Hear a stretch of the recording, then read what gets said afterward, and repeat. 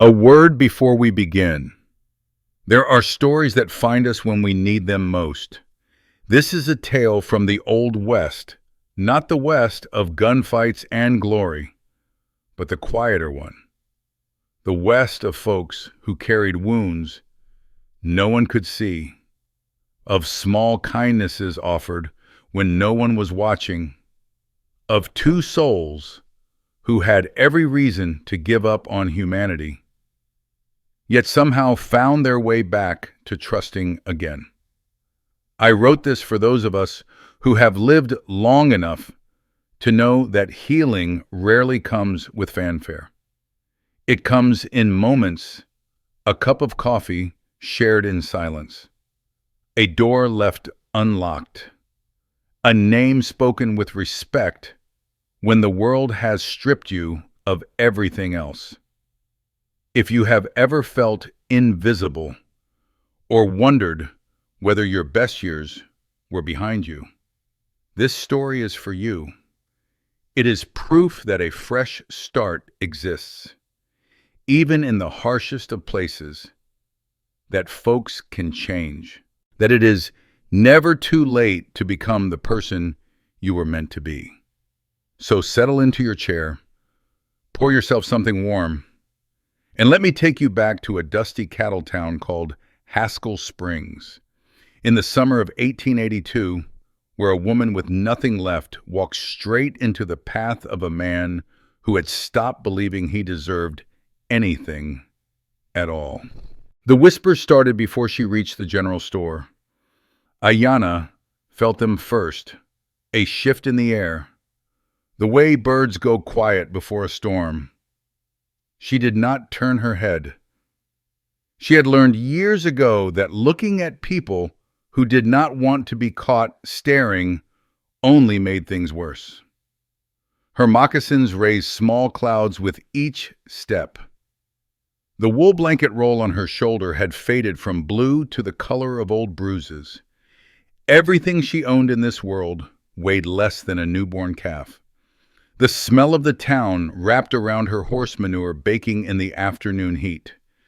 Dust that coated the tongue, and underneath it all, the warm yeast scent of bread drifting from the bakery 2 doors down. A smell that made her stomach clench with hunger she had learned to ignore. A woman in a checkered apron pulled a boy of perhaps 6 behind her skirts. The child's mouth hung open, a peppermint stick forgotten in his fist. "Mama, what's wrong with her face?" "Hush now. Don't look." Ayanna kept walking. The sun pressed down on the back of her neck like a hot iron. 32 years old, and she had already outlived everyone who had ever called her by her true name. Keep moving. Find water, find shade. These were the only thoughts she permitted herself. Anything more was dangerous. The livery stable sat at the end of Main Street, past the saloon where a piano played something off-key, and the shuttered assay office with its windows gone gray with grime. A hand-painted sign above the door read, "Holloway and Son," though the "and Son" had been crossed out with a single stroke of black paint. The kind of small tragedy that told its own story without needing words. Ayanna paused at the entrance. The smell hit her first hay and horse sweat and the sharp tang of leather oil. Good smells. Honest smells. The kind that had no lies in them. For a moment, just a moment, she was somewhere else entirely, standing beside her father as he worked on a saddle that had belonged to his father before him. The creak of leather, the low hum of his voice, the feeling of being safe. She blinked. The memory dissolved like smoke. A woman emerged from the shadows inside, wiping her hands on her apron. 50-ish, with gray streaking through brown hair pulled back in a practical bun. Her face held the permanent squint of someone who had spent too many years looking into bright distances. Crow's feet at the corners of her eyes, hands that had known hard work. "Can I help you?" The words were polite. The tone was not. "Work." Ayana's English came out rough, like stones scraping together. She had learned it piece by piece over the years, trading words the way other folks traded goods. "I work, horses," the woman Martha. Her name was Martha. Ayana had heard it spoken at the feed store 2 towns back, looked her up and down.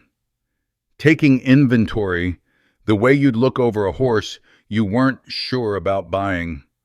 Worn moccasins, a calico dress mended so many times the original pattern had disappeared into a patchwork of thread.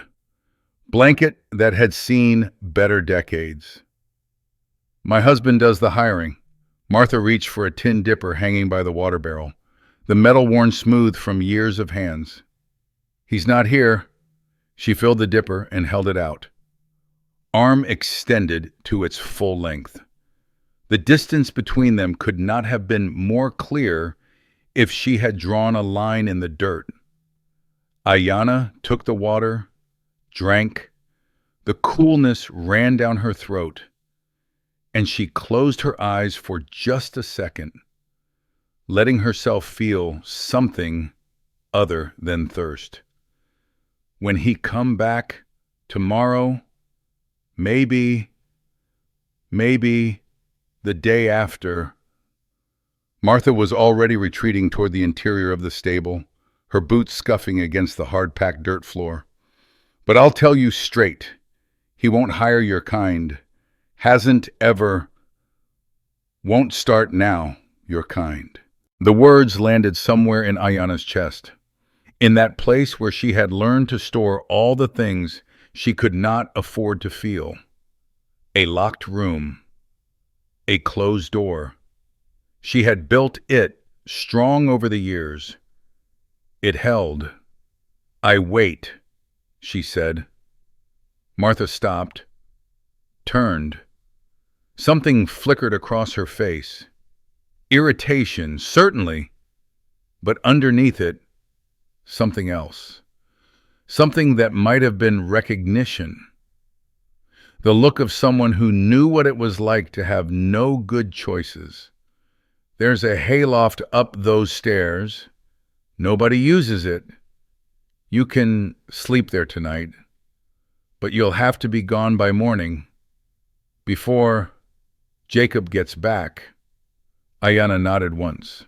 "There's a pump out back if you need more water, and—" Martha hesitated. Her hand moved toward a basket on the workbench, then stopped, as if she'd caught herself doing something she hadn't meant to do. "Don't let anyone see you." The hayloft was hot and close, thick with the smell of dried grass and old wood. Dust motes floated in the slanted light that came through the cracks in the siding. Somewhere below, a horse stamped and blew, settling in for the evening. Ayana spread her blanket near the small window that looked out over Main Street. Below. The town moved through its evening rituals, men heading toward the saloon, their boots heavy on the wooden boardwalk, women calling children in for supper, their voices carrying that particular mix of patience and exhaustion that mothers everywhere seemed to share. A dog barking at something only it could see. The smell of cooking drifted up from somewhere, beans and salt pork. If she had to guess, her stomach clenched again, but she pushed the feeling away. She had gone longer without eating. This was nothing. She sat with her back against the wall and watched the light change from gold to copper to the deep purple of approaching night. In her mind, She recited the names, the way she did every evening, the way she had done for years. Nietzsche, her husband, gone.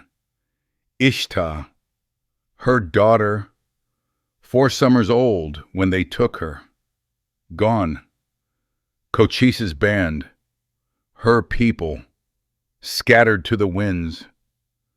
The survivors penned up on the San Carlos reservation like cattle waiting for slaughter.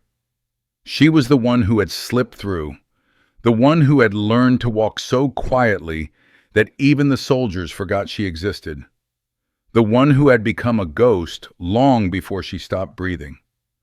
The first star appeared above the church steeple, sharp and bright against the darkening sky. Ayanna did not pray. She had stopped praying the day she watched her daughter's small hand disappear into a soldier's grip, reaching back for her, fingers spread wide. But she did speak, very quietly, to the darkness gathering around her. One more day. Just give me one more day. It was not a request. It was a statement of terms, a deal struck with whatever powers might be listening. She would survive tonight.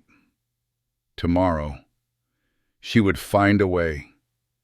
And the day after that, she would find another way. This was what she had become, a woman who measured her life in single days, because anything more was a promise the world had proven it could not keep. Below, in the saloon across the street, someone laughed. The sound drifted up through the cracks in the floorboards, foreign and strange. Like birdsong heard through water, she could smell the tobacco smoke from here, could hear the clink of glasses and the murmur of men's voices. A world that was not hers had never been hers. Ayanna closed her eyes. She did not sleep. She never truly slept anymore, just drifted in the shallow waters between waking and dreaming, where the memories waited like fish beneath the surface. But she rested. Her hand curled around the small pouch at her throat that held the only thing she had managed to save, a lock of black hair. Tied with a strip of red cloth, Ishta, my heart outside my body. The night deepened. The laughter faded. The saloon piano went quiet. And somewhere on the edge of town, in a boarding house with faded curtains and a squeaky front step, a man named Silas Drifter sat alone in his room, staring at a photograph of someone he could not bring himself to name, wondering why he was still alive when so many others were not. Neither of them knew the other existed. Not yet, but in a town this small, with wounds this deep, it was only a matter of time before their paths would cross. And when they did, nothing in Haskell Springs would ever be quite the same again. To be continued. Before we continue, I'd love to know which city you're watching from. Let's get back to the story. The room smelled of dust and stillness. Silas Drifter sat on the edge of the narrow bed, boots still on, the leather worn thin at the heels. 3 months in this boarding house, and he had yet to remove the trunk from its corner. The brass latches had grown dull. He could not remember the last time he had opened it. On the nightstand, a Bible lay with a ribbon marking a page he had not read in years. His hand moved to the inside pocket of his coat. Fingers found the brass frame without looking. He drew out the daguerreotype and held it in the lamplight, the flame flickering, casting shadows that made the image seem to breathe. A woman's face, young, laughing at something outside the frame. His thumb traced the edge of the glass. then stopped. He put it back. The saloon was loud, with the particular noise of men who had finished working and not yet started thinking. The smell hit Silas as he pushed through the batwing doors, old whiskey soaked into the floorboards, tobacco smoke thick enough to taste, and underneath it all, the sour tang of spilled beer gone warm. He took his usual spot at the end of the bar, ordered his one beer, and let the sound wash over him. The piano in the corner played something that might have been Buffalo Gals, though the player kept missing the same three notes. Saw her walking right down Main Street, bold as brass. Orville Mackey's voice cut through the noise. Big man, red-faced, with two brothers who laughed at everything he said. Apache squaw, right here in town. Can you believe it? The shorter brother slapped the bar. Someone ought to teach her where she belongs. Maybe we will, Orville grinned, showing tobacco-stained teeth. Give her a proper welcome. Laughter. More drinks poured. Silas finished his beer. The glass made a small sound when he set it down. He stood, dropped a coin on the bar, and walked toward the door. No one noticed him leave. Outside, the night air carried the smell of horse and hay and cooling dust.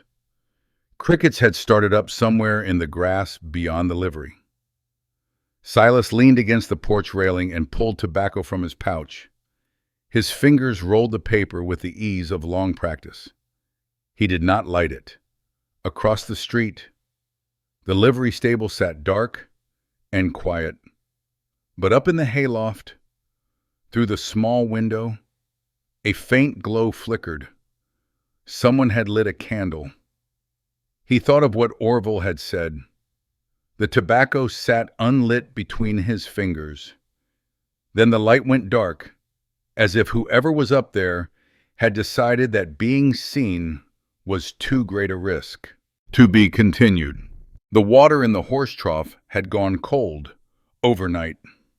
Ayanna knelt beside it in the gray light before dawn, her blanket wrapped tight around her shoulders. Her dress, the only one she owned, hung on the fence rail 3 feet away, dripping onto the hard-packed dirt. She had waited until the street was empty, until the saloon had gone dark and the last drunk had stumbled home, singing something tuneless to himself. She had counted to 500 before climbing down from the hayloft, the numbers a rhythm in her head like a heartbeat. Now she scrubbed at a stain on the calico fabric, her knuckles white in the cold water. The dress had been blue once, with small yellow flowers. The flowers had faded to ghosts of themselves. The hem had been mended so many times it was more thread than original cloth.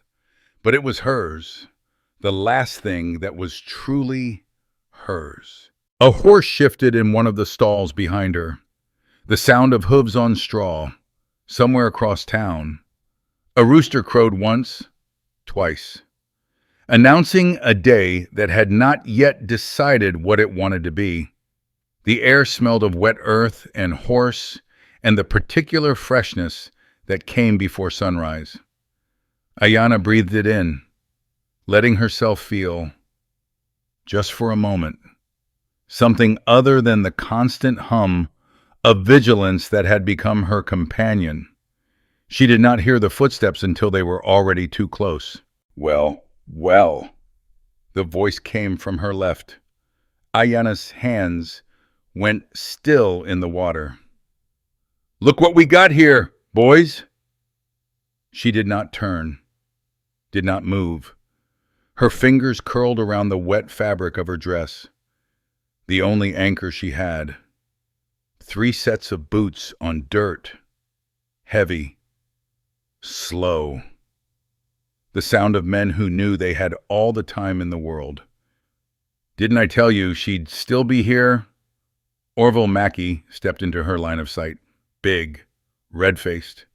His brothers flanked him on either side, their grins identical, like dogs who had cornered something small. Apache squaw, washing her rags in our water, Ayanna stood. The blanket slipped, and she caught it with one hand, pulling it tighter across her chest. Her heart knocked against her ribs, but her face showed nothing. She had learned long ago what happened when you showed fear. Fear was an invitation. Fear was permission. "I go," she said. "I go now." "Oh, you'll go." Orville moved closer. The smell of last night's whiskey rolled off him in waves, sour and sharp. His eyes were bloodshot, and his shirt was buttoned wrong, one hole off.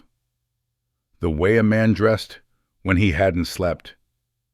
"But first, you're gonna pay for using that water." He reached past her and grabbed the dress from the fence rail. Ayanna's hand shot out before she could stop it. Her fingers closed on the hem. For a moment, they stood frozen. The dress stretched between them like a rope over a canyon. The fabric was thin, old. It would not hold. "Let go." Orville's voice dropped. The grin was gone. "I ain't gonna ask twice." She did not let go. One of the brothers laughed at the younger one, barely more than a boy himself, with a face that might have been kind in another life. "She's got some fight in her. Not for long." Orville yanked. The fabric tore. A strip of calico came away in Ayanna's hand, and she stumbled backward, her shoulder striking the edge of the trough. Pain flared, sharp and hot. Water sloshed onto the dirt, soaking through her moccasins.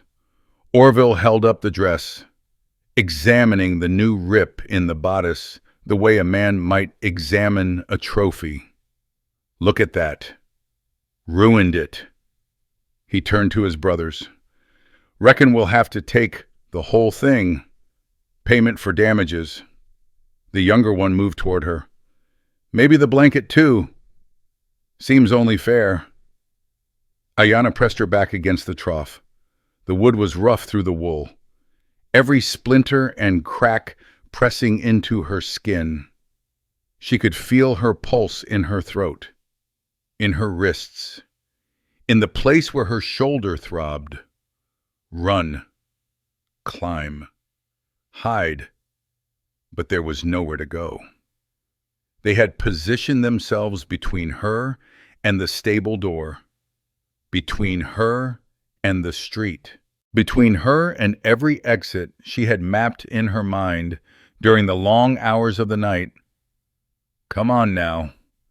Orville stepped closer, close enough that she could see the broken veins in his nose, the yellow of his teeth. "Don't make this harder than it needs to be." His hand reached for the edge of her blanket. That's enough." The voice came from the stable doorway. Quiet, flat, the kind of voice that did not need to be loud because it had already decided what it was going to do. Orville's hand stopped. His head turned. Silas Drifter stood in the entrance, framed by the pale light of early morning. He was not holding a weapon. His hands hung loose at his sides, empty.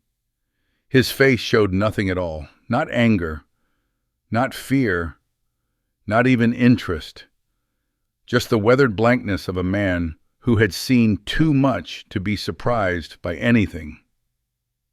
"This ain't your business, old man." Silas did not answer.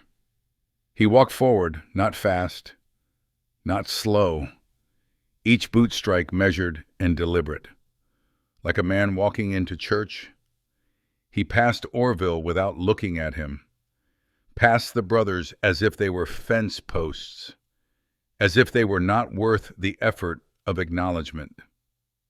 He stopped in front of Ayanna. And then he did something none of them expected. He turned his back on the Mackey brothers entirely. "Are you hurt?" The words were directed at her, only at her, spoken slowly, clearly, as if she were the only person in the yard, as if the three men behind him did not exist. Ayanna stared at him, gray hair, weathered face, eyes that had seen things she recognized but could not name the same hollow look she saw in her own reflection when she dared to look. "Are you hurt?" he asked again. Patient, unhurried, she shook her head. Once, behind Silas, Orville's face had gone a deeper shade of red. His hands had balled into fists at his sides. "I said this ain't your business. You deaf as well as stupid." Silas did not turn, did not acknowledge the words. He simply stood there, his back exposed, his attention fixed on the woman in front of him, as if the conversation behind him was happening in another county. The silence stretched. One breath, two. The younger Mackey brother shifted his weight, looked at Orville, looked at the man who would not turn around. His hand moved toward his belt, then stopped, uncertain. "This ain't finished," Orville said finally. He threw the dress on the ground. The calico landed in a puddle of muddy water, the torn fabric spreading like something wounded. Not by a long shot. Boots on dirt, retreating. The sound of three men who had decided for reasons they would never admit that this particular fight was not worth having. Not today. The yard went quiet. A meadowlark called from somewhere beyond the fence. The rooster crowed again, more insistent now. Ayanna did not move. The blanket was slipping again. But she could not make her hands work properly. They were shaking. She had not noticed until now. Pilas bent down, picked up the dress, shook the mud from it once, twice. His movements were careful, almost gentle, the way you'd handle something that belonged to someone else. He held it out to her. She took it. Their fingers did not touch. The space between them was measured, deliberate. "Thank you," she said. The words felt foreign in her mouth, like something she had not used in a very long time. He nodded once. Then he turned and walked away across the yard, through the stable door, and out onto Main Street, where the first light of morning was beginning to paint the buildings gold and pink. He did not look back. Ayanna stood alone in the yard. The torn dress clutched to her chest. Her shoulder throbbed where it had struck the trough. Her hands would not stop shaking. But underneath the trembling, underneath the fading surge of fear, something else was stirring. Something she had buried so deep, she had almost forgotten its name. A question. She had seen men like the Mackeys before. She knew what they were capable of. She knew what usually happened when someone tried to stop them.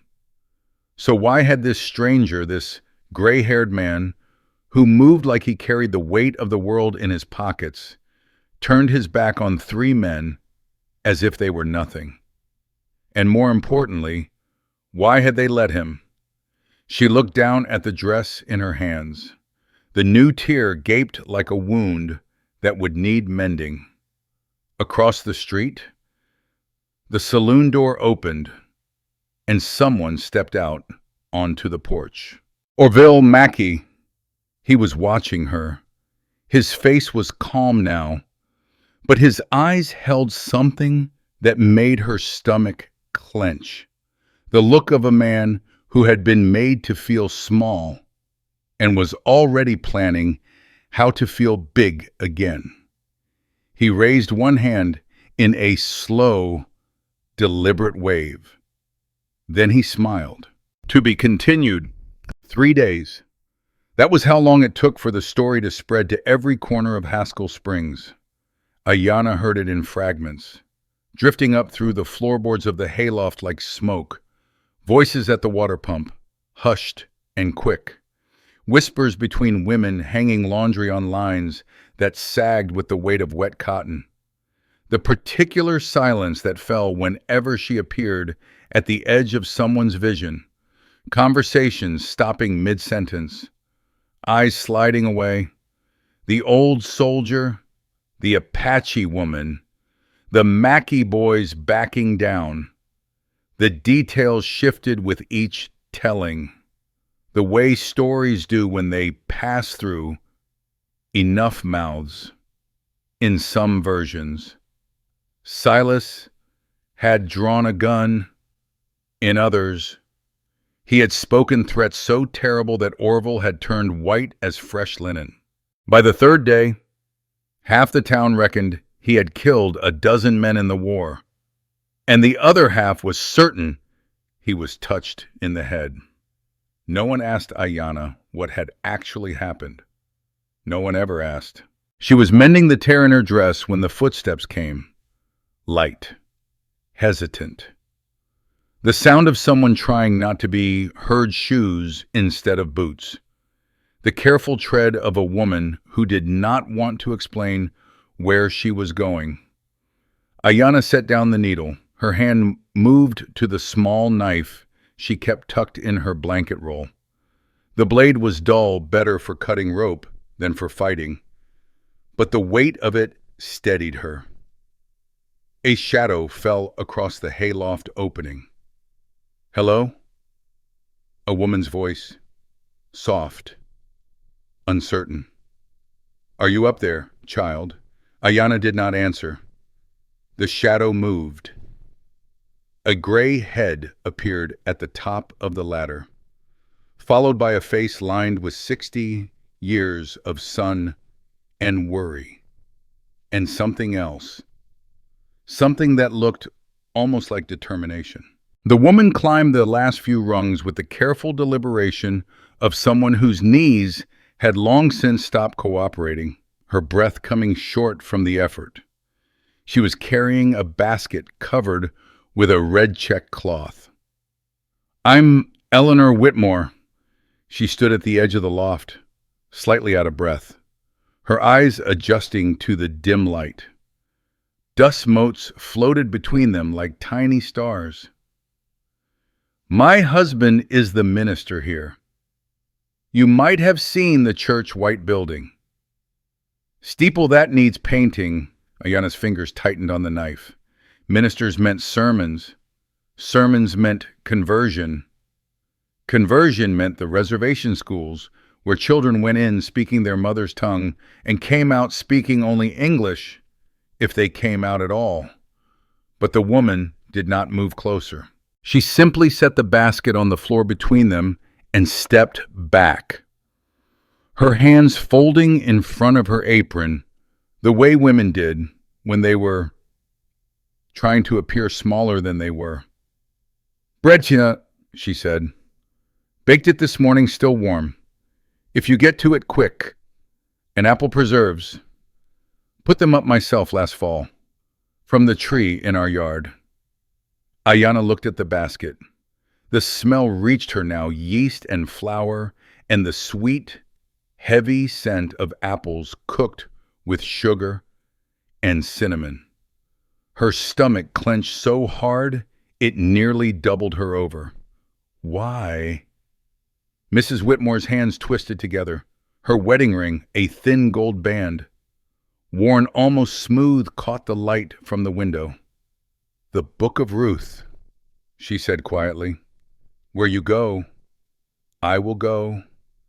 Where you stay, I will stay. Do you know it? Ayana shook her head. It doesn't matter. The older woman glanced toward the ladder, as if checking for witnesses. Her voice dropped even lower. My husband doesn't know I'm here. He wouldn't. She stopped, started again. He's a good man, truly. He is. But he has to think about the congregation, about keeping the peace. She was already backing toward the ladder, her hands still twisted together, knuckles gone white. Wait! Ayana's voice came out rough. Why you do this? Mrs. Whitmore paused, one hand on the top rung. For a moment, something moved across her face, something old and complicated and not meant to be shared. The look of a woman who had her own losses, her own locked rooms. Because someone should, she said. Then she was gone, her footsteps fading down the ladder and across the yard, leaving nothing but the basket and the smell of fresh bread and the echo of words Ayana did not fully understand. Silas found his belongings on Mrs. Crane's porch at noon. The trunk sat beside the rocking chair where he had spent many evenings watching the sun go down, listening to the creak of the wood and the distant sounds of the town settling in for the night. His shaving kit balanced on top, along with the small stack of books he had accumulated over the past 3 months. Everything arranged with care, as if the arrangement might soften the message. The door was closed, the curtains drawn tight. He knocked once, twice. The wood was solid under his knuckles. Freshly painted, just last spring, he had helped her with it. Had spent a whole Saturday afternoon on a ladder while she handed up brushes and told him about her late husband. Mrs. Crane. Silence. Then, muffled through the wood, her voice thin and wavering. I left your wages in the trunk, paid through the end of the month. Ma'am, if I could just... I'm sorry, Mr. Drifter. Her voice cracked on his name. I truly am. But I can't have trouble here. Not at my age. Not alone. Silas stood on the porch, his hand still raised to knock. The paint on the door was the color of robin's eggs. She had picked it out herself. Had been so pleased when it turned out just like she'd imagined. He lowered his hand. I understand, he said. He picked up the trunk, tucked the books under one arm, walked down the 3 steps to the street without looking back. Behind him, the curtain twitched. He did not see it. The assay office had been closed for 2 years, ever since the last of the silver mines played out and the prospectors moved on to newer dreams. Dust coated the scales in the front room, thick as felt.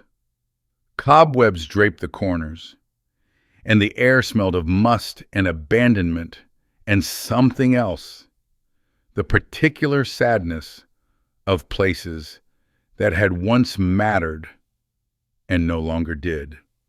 But the room above still had a bed, a washstand with a cracked basin, and a window that looked out over Main Street.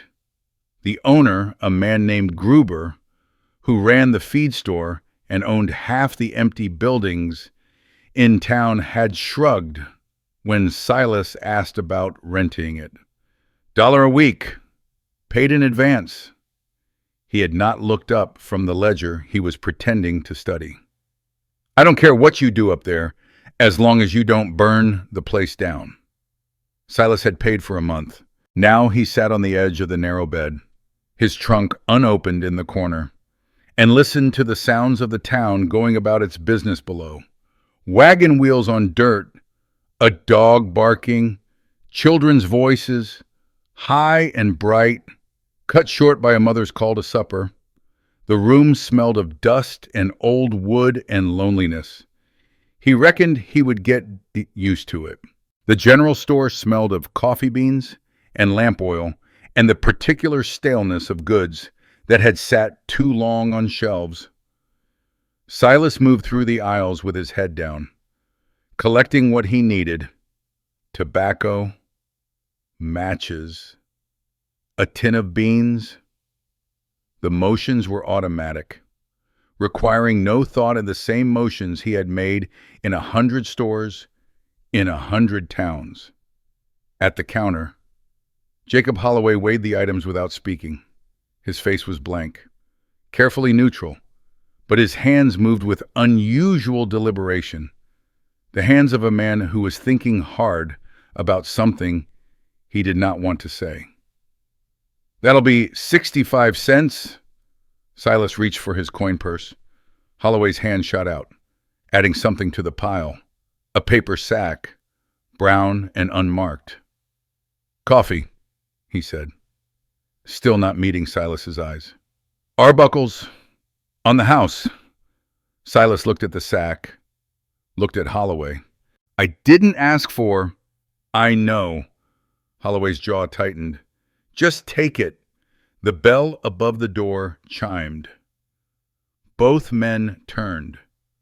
Orville Mackey stood in the entrance, his brothers behind him like shadows.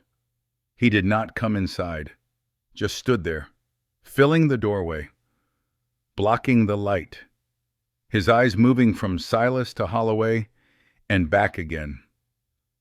"Afternoon, Jacob." His voice was pleasant, almost friendly.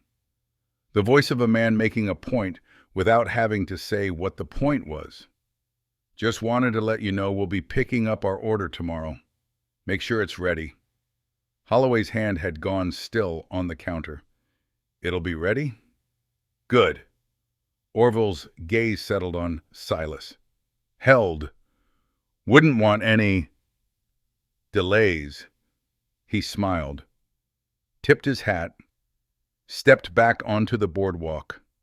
His brothers followed without a word. The door swung shut. The bell chimed again, softer this time. Silas picked up his purchases. The coffee weighed heavy in his hand. "Holloway."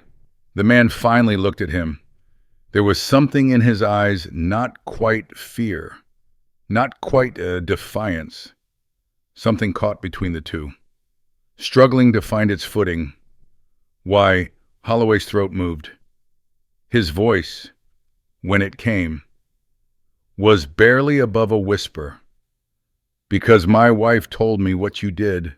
He glanced toward the door, toward the street where the Mackeys had disappeared. "And because someone should—" the same words, the same reason, from two people who had nothing in common except this town and whatever small courage they could scrape together. Silas nodded once, turned toward the door. "Mr. Drifter," he paused, hand on the frame. "Be careful." Holloway was wiping the counter now, his movements quick and nervous. "The Mackeys, they've got long memories, and they don't forget a slight. Not ever." Silas pushed through the door and stepped onto the boardwalk. Across the street, in the shadow of the livery stable, a figure stood watching, small, still, wrapped in a faded blue blanket. Ayanna. Their eyes met, held for one breath, two, then she turned and disappeared into the darkness of the stable, and Silas was left standing alone on the boardwalk with a sack of coffee he hadn't paid for and a question he couldn't answer. What exactly had he started? And more troubling, still, how was it going to end? To be continued. 2 weeks changed nothing and everything. Ayanna still slept in the hayloft, still woke before dawn. When the light was gray and the town was quiet, still moved through the edges of Haskell Springs like smoke there and not there, seen but never truly acknowledged. But now she had work. Jacob Holloway had appeared at the stable 3 days after the incident with the Mackeys. He stood at the bottom of the ladder, hat in his hands, turning it round and round by the brim, the way men do when they have something to say and no easy way to say it. My wife reckons you know horses. Ayanna had not answered, had not moved. There's tack that needs mending, harnesses, bridles. Some of it's been sitting so long, the leather's gone stiff as board. He cleared his throat. Pays not much, but you can keep using the loft. And there's a small room out back, used to be for the hired hand, before we couldn't afford one. It's yours if you want it. She had climbed down, taken the pile of leather he indicated, started working without another word. That was how it began. The harness was fighting her. Ayanna knelt on the stable floor, the leather spread across her lap like something wounded. The stitching along the cheekpiece had rotted through years of sweat, and weather had eaten away at the thread until it crumbled at the touch. The hole she needed to punch for the new rivets kept slipping under her awl. The leather too stiff, the tool too dull. Sweat gathered at her temples. The afternoon heat pressed down through the roof, thick and heavy, turning the air to something you could almost chew. Flies buzzed in lazy circles around the horse stalls. Somewhere outside, a wagon creaked past, the driver calling out to his team. She shifted her grip, tried again. The awl skidded sideways, gouging a scratch into the leather. A shadow fell across her hands. She looked up. Silas Drifter stood in the doorway, a lead rope coiled over one shoulder. His face was neutral, unreadable, the face of a man who had learned long ago to keep his thoughts to himself. But his eyes moved to the harness in her lap, taking in the struggle without comment. Holloway asked me to check the bay mare's front hoof, he said. Thought she might be throwing a shoe. Ayanna nodded once, returned her attention to the leather. He did not move. She could feel him watching. Not staring watching, the way you watch a hawk circling, or a storm building on the horizon, patient, unhurried, waiting to see what would happen next. The grain's wrong. His voice was quiet, matter of fact. Ayanna's hands went still. You're punching against the grain. He stepped closer, not too close, but close enough that she could see the worn leather of his boots, the dust caked in the creases from 100 miles of walking. Turn it the other way. The awl will go through cleaner. She looked at the harness, looked at the direction of the leather fibers, the tiny lines that ran through the hide like rivers on a map. He was right. She turned it. The awl slid through like a needle through softened butter. When she looked up again, he was already walking toward the back stalls, the lead rope swinging gently against his leg. The mare's hoof was fine. A stone had lodged in the frog. Nothing more. Silas pried it out with his knife, ran his thumb along the sole to check for bruising, and set the foot down. The mare huffed, shook her mane, and returned to her hay as if nothing had happened. He should leave. Holloway's errand was done. There was no reason to stay, no excuse to linger. But he found himself by the stall door, watching the woman work. She was good. Her hands moved with the efficiency of someone who had done this before in another life, in a place she no longer spoke of. The awl punched through. The needle followed. The thread pulled tight with each stitch, even and sure.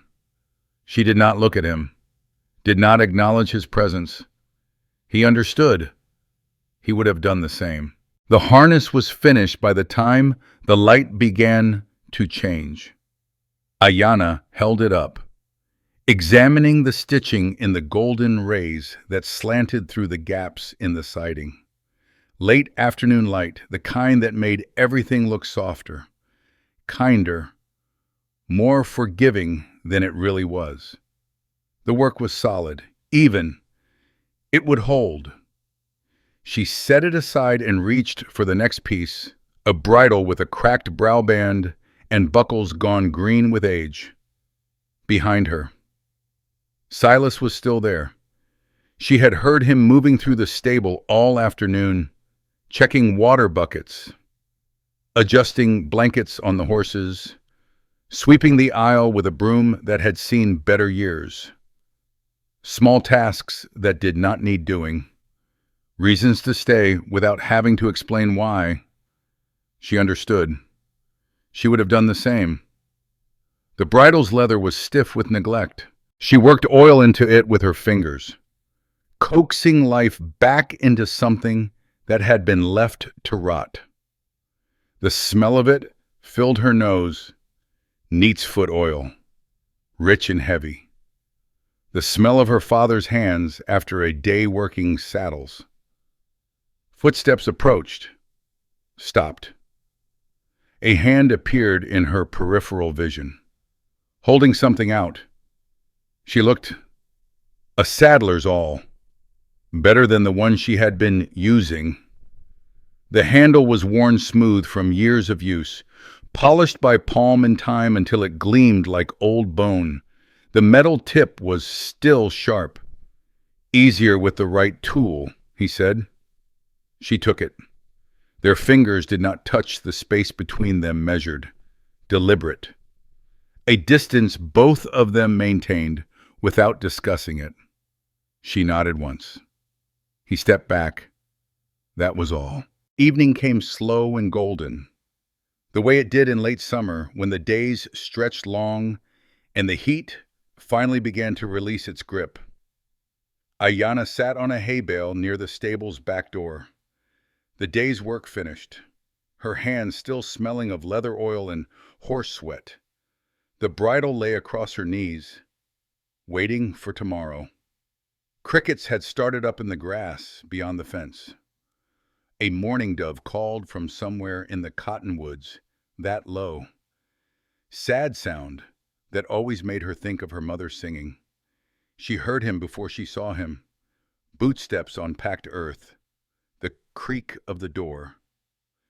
The soft sound of a man lowering himself onto a hay bale on the opposite side of the aisle. 10 feet between them. Maybe 12. Neither spoke. The silence was not uncomfortable. It was the silence of two people who had run out of words long ago, who had learned that speech was often more dangerous than quiet, more likely to betray than to build. Ayanna watched the light fade through the gaps in the walls, orange to red to the deep purple that came before dark. The stable smelled of hay and horses and the cooling dust of evening. She thought about the awl in her pocket, the way he had offered it without expectation, the way he had stepped back instead of forward. Her hand moved to the small pot she had set aside earlier, a battered tin thing she had found in the back room. Scrubbed clean and put to use. Coffee, brewed over a fire she had built behind the stable using sticks and dried grass. The smell of it rose when she lifted the lid, dark and bitter and real. The way her father had always made it, not much. She did not have much, but enough for 2 cups if both were small. She poured into 2 tin cups, one with a bent handle, one with a dent in the side. Steam curled up into the cooling air. She stood, crossed the aisle, set one of the cups on the hay bale beside him. Then she returned to her seat without a word. Silas looked at the cup. Steam rose from the surface, catching the last light like something alive. The tin was dented, the handle bent at an angle that made it awkward to hold. But the coffee inside was hot and dark and smelled like something he had almost forgotten. He picked it up, drank. It was strong, stronger than he usually made it, but good. The kind of good that had nothing to do with taste and everything to do with the giving. Across the aisle, the woman sat with her own cup cradled in both hands. Her face was turned toward the fading light, her profile sharp against the dimness of the stable. He should say something, thank her, make conversation. That was what folks did. But the words felt too heavy, and the silence was easier. So he drank his coffee, and she drank hers. And the horses shifted in their stalls, and the night came on slow and quiet. He was standing to leave when she spoke. "Silas!" He turned. She was looking at him now, her eyes dark in the gathering dusk. "Silas," she said again, testing the sound of it, learning the shape. He nodded. "That's right." She set down her cup, her hands folded in her lap. Ayanna. The name hung in the air between them. 3 syllables. A gift, or perhaps a test. Ayanna, he repeated. She nodded once. The ghost of something not quite a smile, but close, flickered across her face and was gone. Then she stood, gathered the cups, and walked toward the back of the stable without another word. Silas watched her go. The name settled into his mind like a stone dropping into still water. Ayanna. He did not know what it meant, did not know what she had been before she came to this town, what she had lost, what she was running from. But he knew her name now, and she knew his. It was not much, but in a place like this, between people like them, it was more than most ever got. He was halfway across the street when he heard the sound. Hoofbeats. Coming fast from the north end of town. He stopped, turned. 3 riders emerged from the darkness, their horses lathered with sweat, breath steaming in the cooling air. The lead rider pulled up hard in front of the saloon, his face visible for just a moment in the light spilling from the windows. Orville Mackey. He was smiling. The other 2 riders, his brothers, dismounted and followed him inside, their movements quick and excited, like hounds who had caught a scent. Silas stood in the middle of the street, the taste of coffee still on his tongue. Something had happened, something that made the Mackeys ride hard through the night, something that put that particular smile on Orville's face, the smile of a man who had just been dealt the winning hand. He looked back at the stable. The lamp in the hayloft window had just flickered to life. She was up there, alone, unaware, and whatever had just ridden into town. Silas had the sudden, certain feeling that it was not going to be good for either of them. To be continued, Saturday. The word meant nothing to Ayana. She had stopped counting days years ago, had let them blur together into one long stretch of survival, but she knew it by the rhythm of the town. The saloon opened earlier, the piano starting up before noon. The church bell rang longer, practicing for tomorrow. The streets filled with ranchers who had ridden in from the outlying farms, their wagons creaking under loads of goods to trade, and children scrubbed raw for their weekly dose of civilization. She waited until the noise peaked, until every eye in Haskell Springs was turned toward the main street and the small dramas unfolding there, the haggling at the general store, the gossip at the water pump, the men gathering on the saloon porch to argue about cattle prices and the weather. Then she slipped out the back of the stable with her dress bundled under her arm and walked toward the creek. The water ran clear over smooth stones, cold from its journey down from the hills to the north. Cottonwoods lined the banks, their leaves rustling in the afternoon breeze, casting patterns of light and shadow across the surface. The smell of the place wrapped around her wet earth and green growing things, and the particular sweetness of water moving over stone. Ayana knelt at the edge. The lye soap she had traded 3 hours of work for sat wrapped in cloth beside her, gray and rough and smelling of ash. She dipped the dress into the water, watching the fabric darken and drift in the current like something alive. Quiet. Finally. Quiet. She worked the soap into the cloth, her fingers finding the familiar rhythm. Press, rub, rinse. Press, rub, rinse. The repetition was soothing, mindless a way to exist without thinking, to let the hands do what the hands knew how to do. The sun warmed her back through the thin cotton of her spare blouse. A meadowlark called from somewhere in the tall grass. The creek whispered its endless song over the stones. For a moment, just a moment, she was somewhere else. Somewhere the water ran warmer, and the soap smelled of yucca root, and her mother's hands moved beside hers, showing her how to work the stains from deerskin.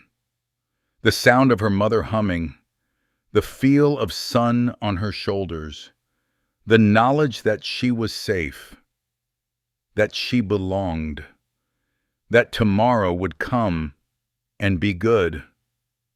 A sound shattered the memory. Laughter, high and bright. A child's laughter. Ayana's hands went still in the water. They came through the trees on the opposite bank. 3 of them. A boy of perhaps 8, gangly and sunburned, chasing something only he could see. A younger girl, her braids bouncing against her shoulders as she ran, and a toddler who stumbled along behind, trying to keep up on legs, still learning their purpose. The girl was laughing, running from her brother, who chased her with a stick he was pretending was a snake. Her dress was calico blue with small white flowers. Her hair was brown, pulled back in 2 braids that caught the light.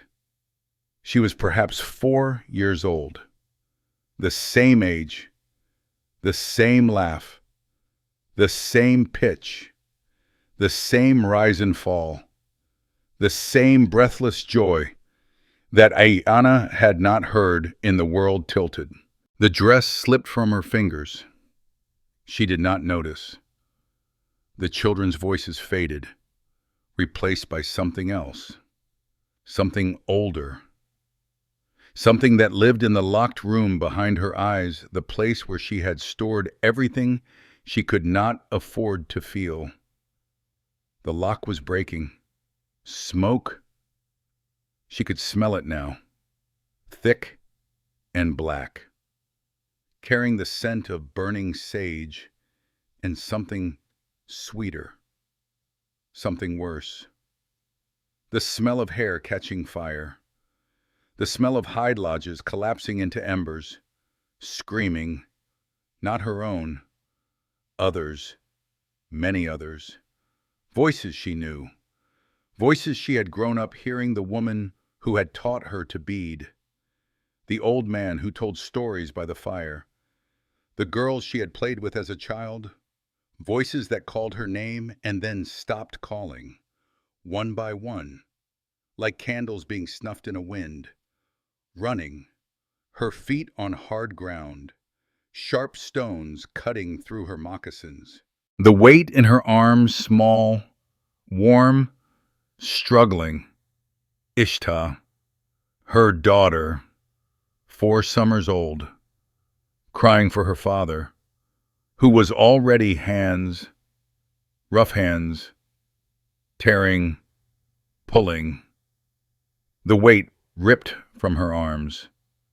A scream her own this time, raw and animal and useless, her fingers clawing at blue wool, at brass buttons, at a face she could not see clearly then, and could not forget now. Gone. The hands let go. The soldiers moved on to other targets, and she was left kneeling in the ashes of everything she had ever loved, holding nothing, hearing nothing but the crackle of flames and the distant sound of hoofbeats retreating toward the horizon. The water ran over her fingers, cold and real.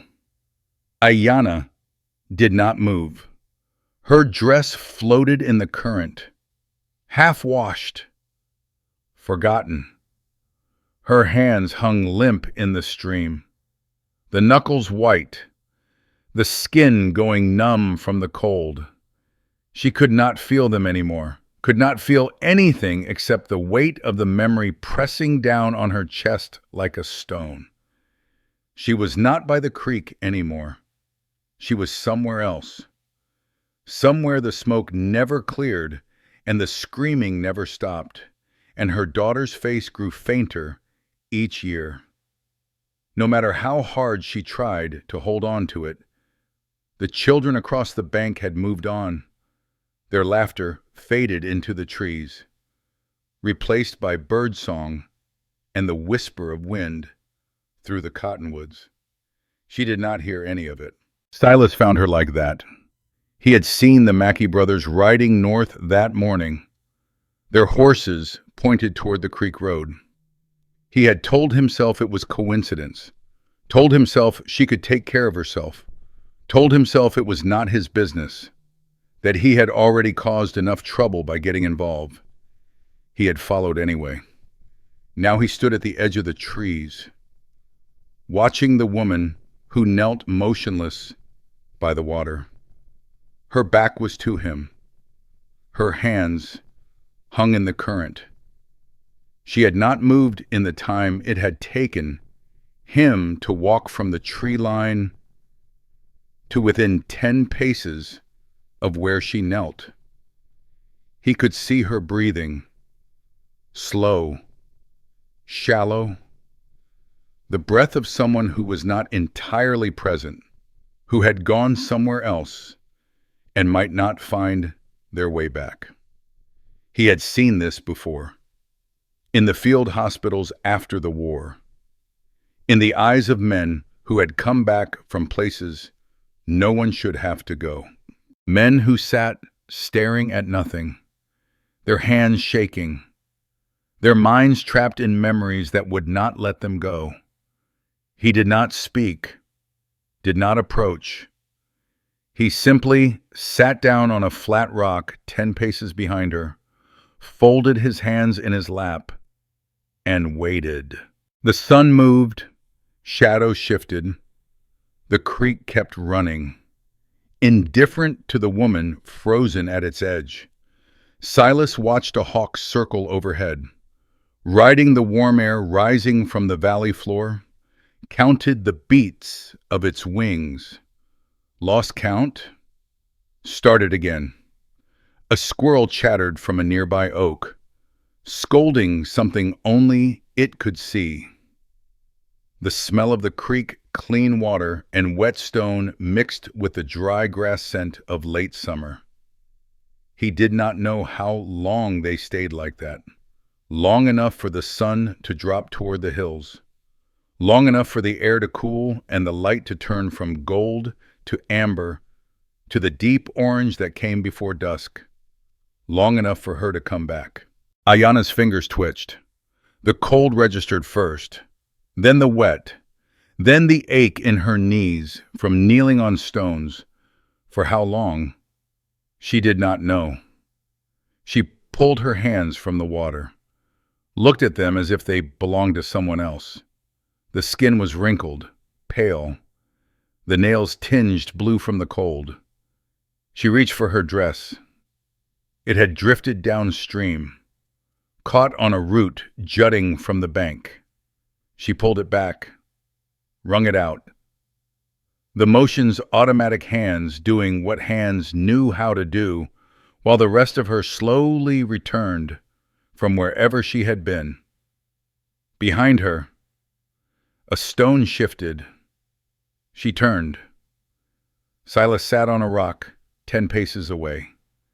His hat was in his hands, turning slowly between his fingers.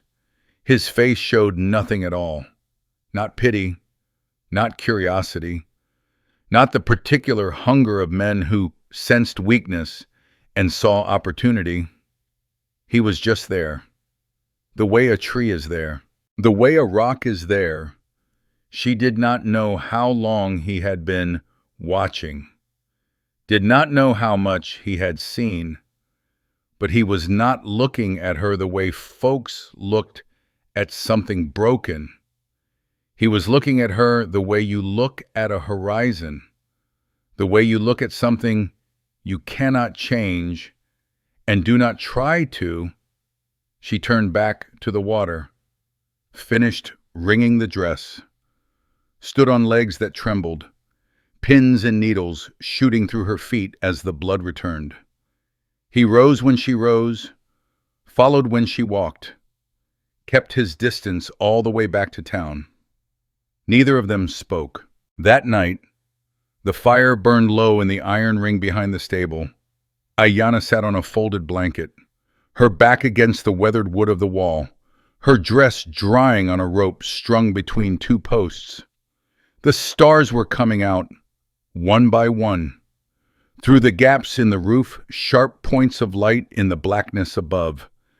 The fire crackled and popped, sending sparks up into the darkness. The smell of wood smoke wrapped around her, familiar and old. The smell of every fire she had ever sat beside, the good ones and the bad ones, the ones that meant warmth and the ones that meant destruction. Silas sat across from her, his own blanket beneath him, his back against a post. The fire painted his face in shifting shadows, light and dark, there and gone. She did not know why she started talking. Perhaps it was the fire. Perhaps it was the silence, which had grown comfortable enough to break him. Perhaps it was the way he had sat by the creek, asking nothing, expecting nothing, simply being there when being there was the only thing she needed. My village. Her voice came out flat, distant, as if she were reading from a book written in a language she barely remembered. Morning. Early. Soldiers came. Silas did not move, did not speak, did not make the small sounds people make when they want you to know they are listening. I hear them first. Horses, many horses. She stared into the fire. watching the flames twist and dance. Then the... She stopped. The word for gunfire caught in her throat like a bone. Then the sound, she said finally, like thunder, but wrong. The fire popped. A log shifted, sending up a shower of sparks that rose and died. My husband. She looked at her hands, folded in her lap. The hands that had held him. The hands that had not been able to save him. He go out to sea. I hear him again. She stopped, swallowed. I hear him stop. The silence stretched. Silas's face was lit on one side by firelight, the other half lost in shadow. I run. I take my daughter. Ishtar. The name felt strange in her mouth, like a stone she had carried so long she had forgotten its weight. 4 summers. She cried for her father. I run. Her hands were shaking. She folded them tighter, pressed them against her thighs until the trembling stopped. Soldiers find us. Take her. Her voice did not waver. She would not let it. I fight. They... She touched her ribs, where a scar ran white against her brown skin beneath the cloth. They leave me. Think I dead. The fire had burned down to embers, glowing red and orange in the darkness. The stars were bright now, sharp points of light in the blackness above. I not dead, she said, but she gone, all gone. Silas looked at the woman across the fire. Her face was still, composed, as if she were describing something that had happened to someone else, in some other life. But her hands had not stopped shaking. No matter how hard she pressed them against her legs, he knew that stillness, had worn it himself for years. The mask you put on when the thing inside you was too big to let out, too heavy to set down, too dangerous to show to anyone who might use it against you. He should say something, should offer comfort or wisdom, or the empty words people gave each other when there was nothing else to give. But he had no comfort, no wisdom, and empty words would be an insult to what she had just told him. So he offered the only thing he had. Sand Creek, he said. Her eyes lifted, met his. Colorado Territory, 18 years ago this November. His voice was steady, but his hands had found each other, fingers interlaced, knuckles white in the firelight. 3rd Cavalry. We rode in at dawn. The fire crackled. Somewhere in the stable, a horse shifted in its stall, the soft sound of hooves on straw. They told us it was a war party. Hostiles. Dangerous. He looked into the embers, unable to meet her eyes. They told us. He stopped, swallowed. It doesn't matter what they told us. I saw what it was. Women, children, old men too weak to run. His hands tightened on each other until the knuckles ached. I followed orders. The words caught like thorns in his throat. He forced them out. I followed orders I should not have followed. And then I said nothing. For years, I said nothing. The embers pulsed, red and gold. The night pressed in around them, thick with the smell of sow and horses and old grief. That is what I carry, he said. That is what I am. Neither of them spoke again that night. The fire burned down to ash, gray and cold. The stars wheeled overhead in their ancient patterns, the same stars that had watched over her village, over his war, over all the terrible and beautiful things that had happened under their light. At some point, Ayanna rose and climbed the ladder to the hayloft. At some point, Silas walked back to his room above the assay office, his boots heavy on the empty street. They did not say good night, did not make promises, did not pretend that what had been spoken could be unspoken, or that words alone could mend what had been broken. But in the morning, when Silas came to check on the horses, he found a tin cup of coffee waiting on the hay bale where he usually sat. It was closer to the fire ring than it had been the day before. Not by much. 6 inches, perhaps, a foot at most, but closer. To be continued. The bay mare was down.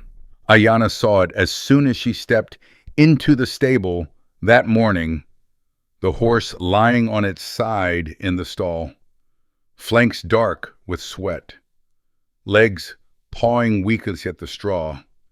Its breath came in short, sharp bursts, and its eyes rolled white with pain, showing the red-veined edges. The smell hit her next, sweat and fear, and the sharp, sour tang of bile, the smell of something dying from the inside out. Jacob Holloway knelt beside the mare, his hands moving uselessly over the animal's distended belly. His shirt was soaked through with sweat despite the morning cool.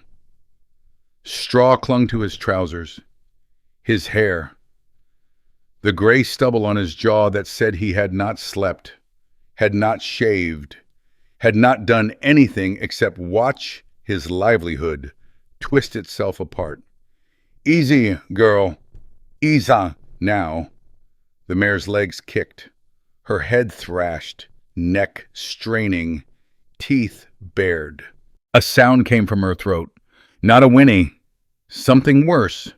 Something that spoke of organs twisting, of poison working its way through blood and gut and muscle.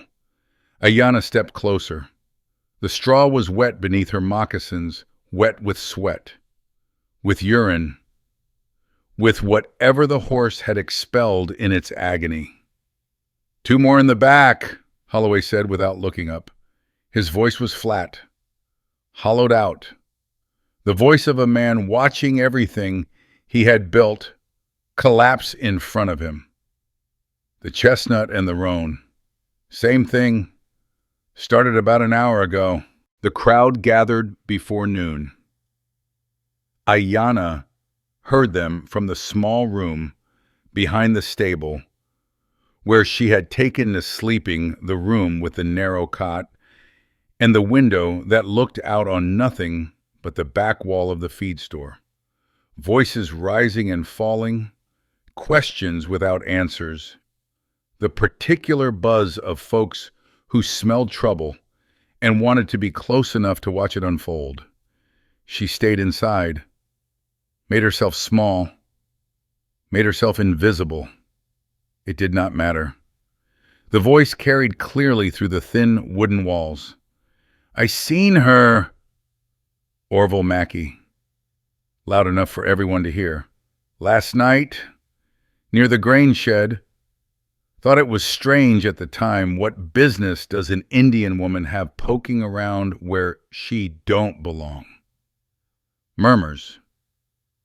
The sound of heads turning, of neighbors exchanging glances.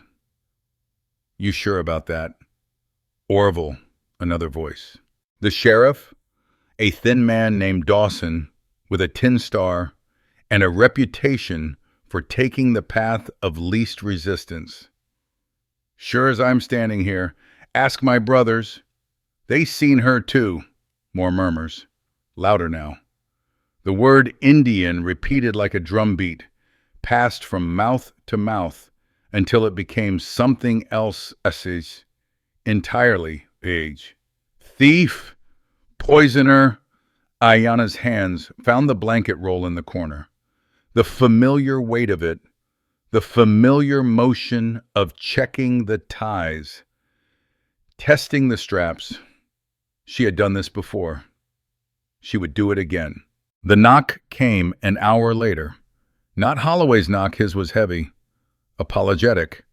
The knock of a man who did not want to do what he was about to do. This knock was lighter, quicker. Ayanna opened the door. Martha Holloway stood on the step, her face blotched red, her eyes swollen. She was holding something wrapped in a flour sack, clutching it against her chest like a child holds a doll. "You have to go." Her voice was barely above a whisper, cracking on the words, "Jacob, he doesn't want to, but the sheriff's asking questions, and the Mackeys are pushing, and the other ranchers are talking about taking matters into their own hands if—" She stopped, pressed her hand to her mouth. A sound escaped, half sob, half something else. She thrust the bundle toward Ayanna. "There's bread in there, some dried meat, a few coins, all I could take without Jacob noticing." Her hands were shaking so hard the bundle trembled. "It's not much. I'm sorry. I'm so terribly sorry." Ayanna took the bundle. The cloth was warm from Martha's grip. "You believe them." The words came out flat, distant. "You believe I poison horses." Martha's face crumpled. "No, Lord, no. I don't believe it. But it doesn't matter what I believe." She looked over her shoulder, toward the crowd still gathered at the front of the stable. "It doesn't matter what anyone believes. Don't you understand? It never has." She was crying now, tears cutting tracks through the dust on her cheeks. Ayanna added the bundle to her blanket roll. "Thank you," she said, "for the food." Martha made a sound like something breaking. Then she was gone, her footsteps quick and uneven on the hard-packed dirt. Silas found Holloway in the back of the stable, watching the chestnut mare shiver in its stall. The horse was still alive, but barely. Its coat was dark with sweat, its flanks heaving, its legs trembling with the effort of staying upright. The smell in the enclosed space was thick enough to taste. "You know, she didn't do it." Holloway did not turn. His shoulders were hunched, his hands shoved deep in his pockets. "The Mackeys have had it in for her since day one. This is exactly the kind of thing they'd—" "You think I don't know that?" Holloway spun around. His face was haggard, the face of a man who had not slept and might never sleep again. "You think I'm stupid? I know exactly what this is. I know exactly who did it and why." "Then tell the sheriff. Tell everyone. Stand up and—" "And what?" Holloway's voice cracked like dry wood. "Lose everything. The Mackeys own half this town. Their father holds paper on my stable, my house, my—" He stopped. His hand dragged across his face, pulling at the skin. "What I know doesn't matter. It's never mattered. That's how things work here. That's how they work everywhere." The chestnut mare groaned, her legs buckled, then steadied. "She has to go," Holloway said. His voice had gone flat again, dead. "By morning, if she's still here when the sun comes up, I can't protect her. I can't protect anyone." He walked past Silas without meeting his eyes. His boots dragged through the straw, leaving furrows like wounds. The alley behind the stable was dark. Ayanna had chosen it, deliberately, the back way out. The path that would take her past the fewest eyes. Her blanket roll hung heavy on her shoulder. Martha's bundle was tucked inside, next to the few other things she owned in this world. She had almost reached the end of the alley when the shadows moved. Two figures stepped out from behind the rain barrel. The younger Mackey brothers, she knew them by their shapes, by the way they moved like dogs circling prey. Leaving so soon, the taller one was grinning. "We just wanted to say goodbye." Ayanna stopped. Her hand moved toward the knife at her waist. Ah. The shorter one wagged his finger. "None of that. We just want to talk." They moved closer.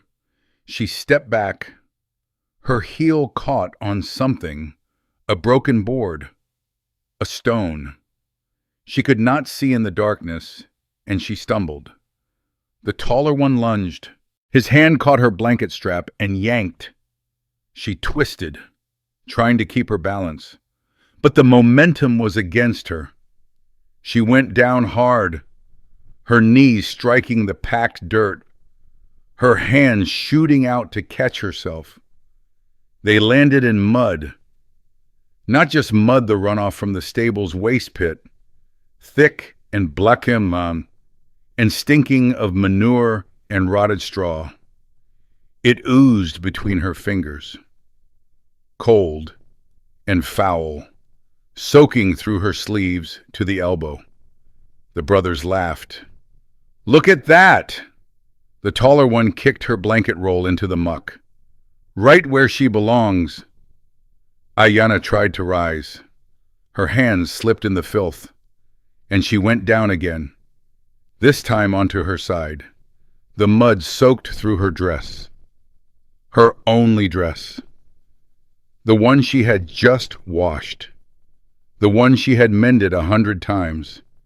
She could feel it seeping through the cloth, cold and thick against her skin.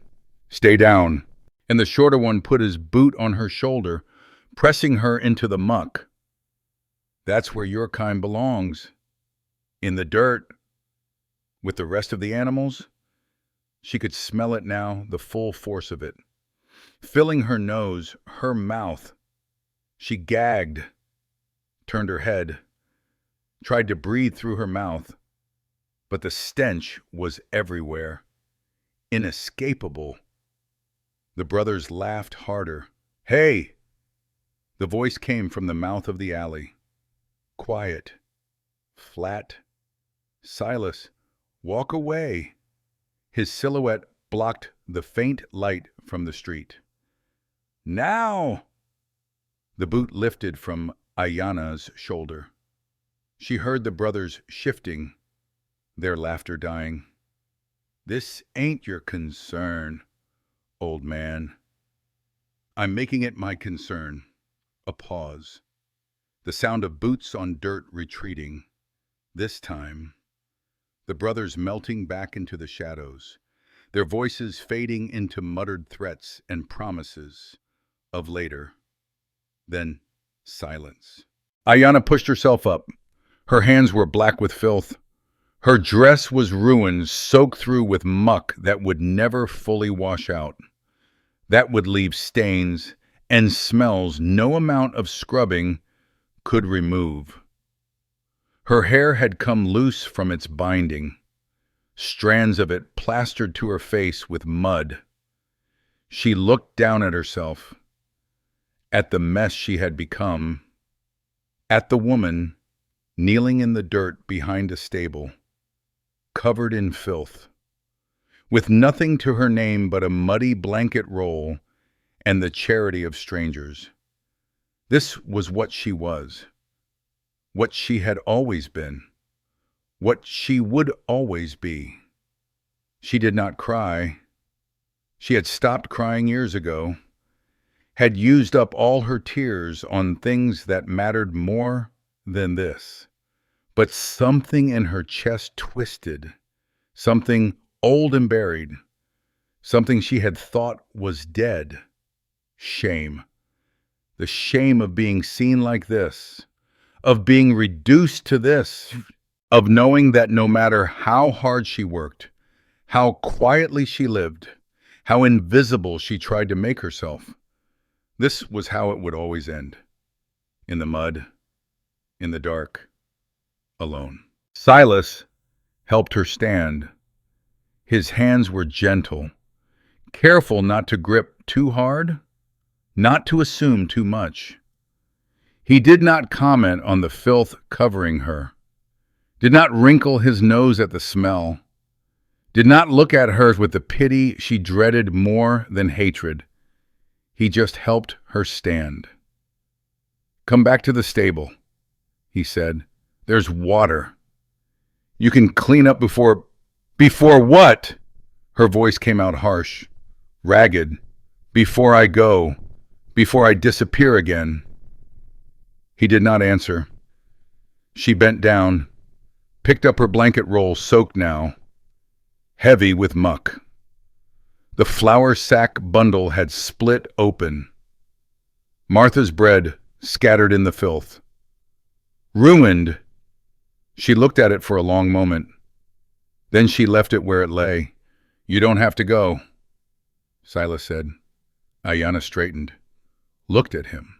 At this man who had stood between her and harm, who had sat with her by the creek, who had told her his own dark truth as if it might somehow balance hers. "I always have to go." She adjusted the strap on her shoulder, the mud squelching under her fingers. "This is what I am now. This is what I become."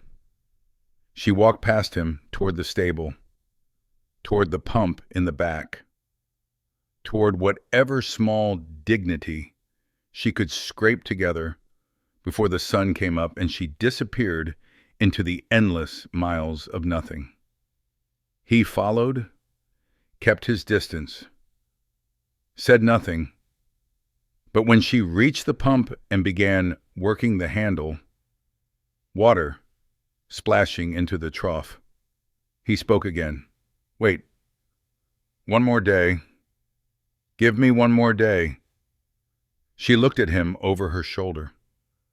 Water dripped from her hands, washing away the worst of the filth, but not the smell, not the stain. "Why?"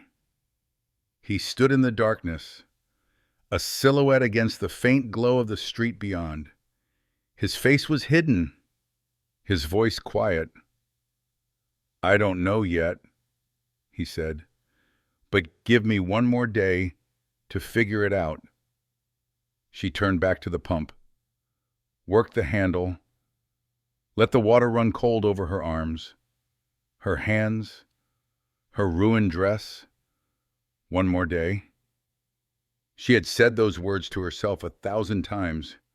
One more day. Just one more day. But she had never said them to anyone else, had never let anyone else carry even that small piece of her hope. "One day," she said finally. "Then I go." She did not turn around, did not see his face, but she heard his footsteps retreating into the night, heard the creak of the stable door, heard the silence that followed, thick with the smell of mud and manure and something else, something that might have been the beginning of a plan. To be continued. Sunday morning came gray and still. Silas stood in front of the cracked mirror in his room above the assay office, buttoning the cleanest shirt he owned. The fabric was worn at the collar, frayed where it met his neck.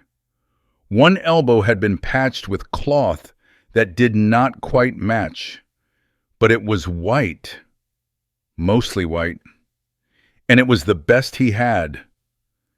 His hands trembled on the buttons. He had not been inside a church since the war. 18 years of Sundays, and he had found reasons to be elsewhere, every single one.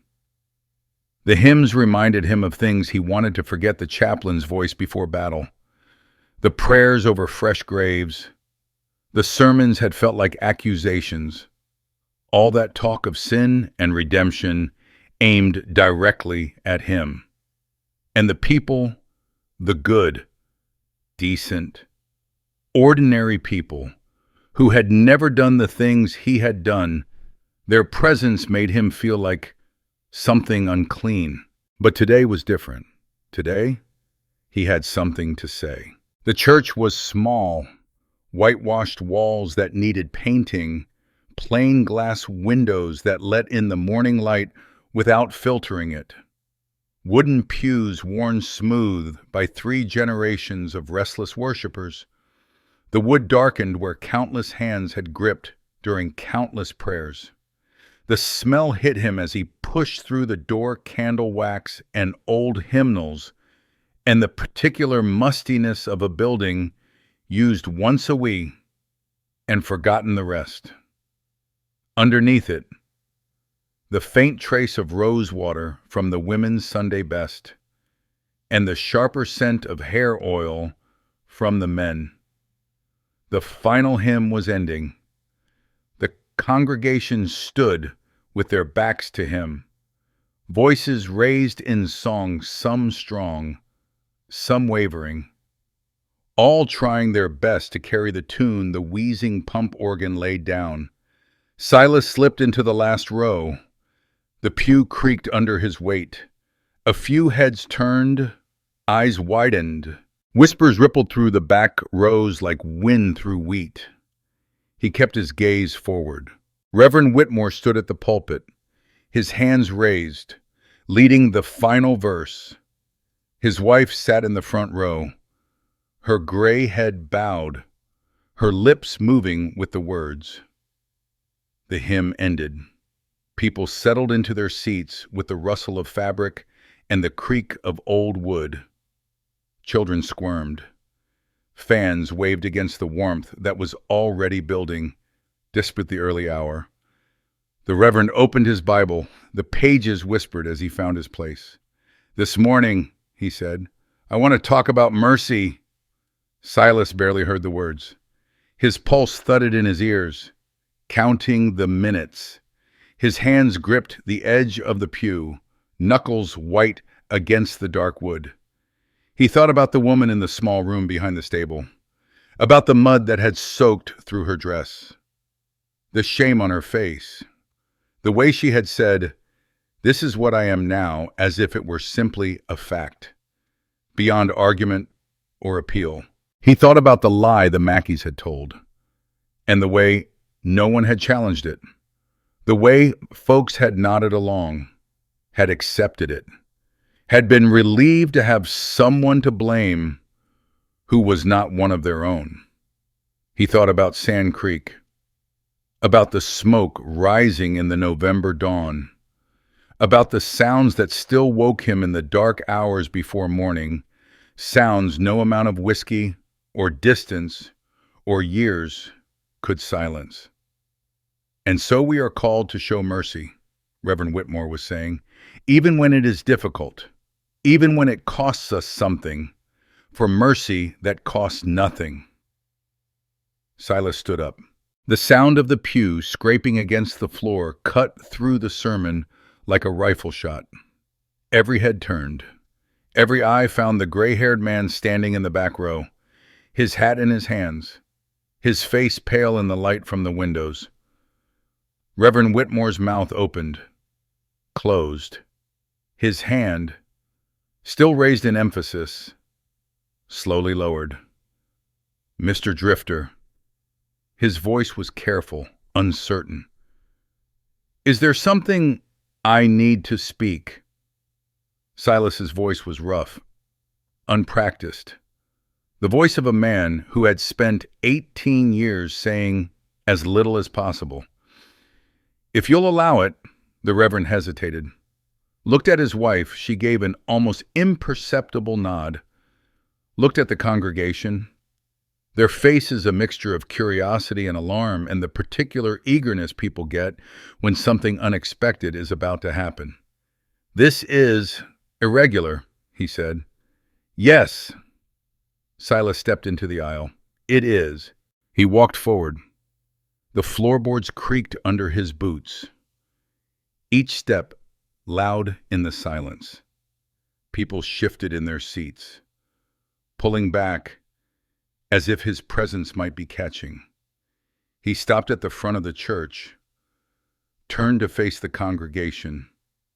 Orville Mackey sat in the third row, his brothers beside him, their father, Old Man Mackey, white-haired and bent. His face like weathered leather sat at the end of the pew, his eyes fixed on some point above Silas's head. Silas took a breath, let it out, took another. My name is Silas Drifter. His voice echoed in the small space, bouncing off the whitewashed walls. Most of you know me.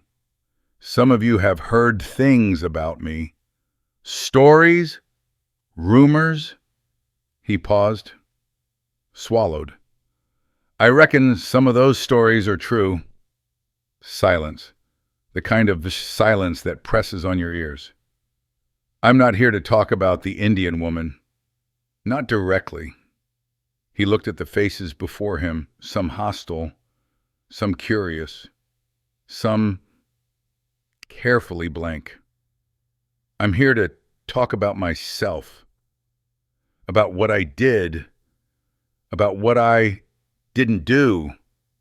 He could feel the sweat gathering at his collar, running down his spine. His hands wanted to shake, but he pressed them flat against his thighs. 18 years ago, I was a sergeant in the 3rd Colorado Cavalry. We rode into a camp at Sand Creek on a November morning. We were told it was a war party. Hostiles, enemies. And the words came easier now, rising from the place he had kept them buried for nearly 2 decades. It wasn't a war party. It was a village.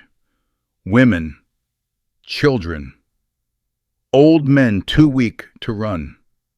He paused. They had an American flag flying over the chief's lodge. A white flag, too. Surrender flags. They thought. His voice caught. He forced himself to continue. They thought those flags would protect them.